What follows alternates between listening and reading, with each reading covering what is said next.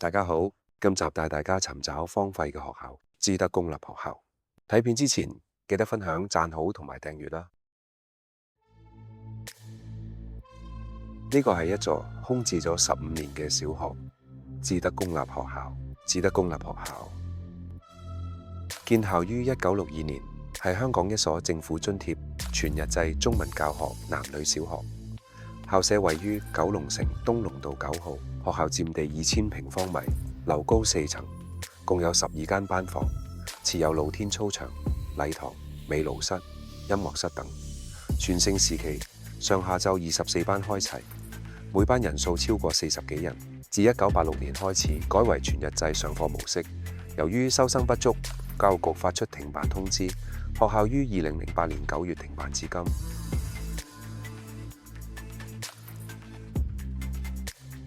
學校奠基由助理教育師羅宗鑑師獻親臨立石，紀念石碑已經有63年歷史。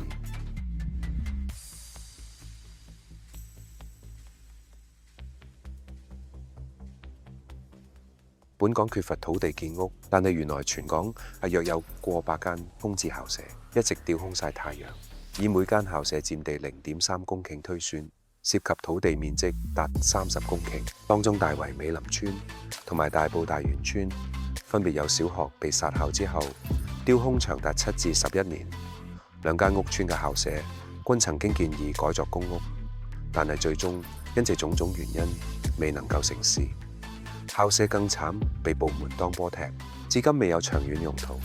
認為喺房屋資源緊絀下，政府應該積極研究優先將空置校舍改作公屋或者過渡性房屋，舒緩市民住屋困難。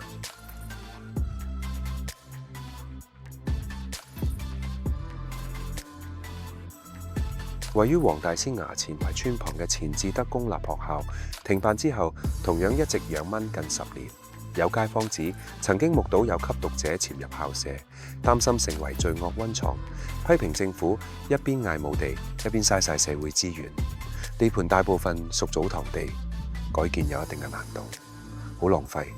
如果改作長者服務中心及培訓中心，相信可以惠及好多市民。今集就介紹到呢度，多謝大家收睇，下一集再見啦，拜拜。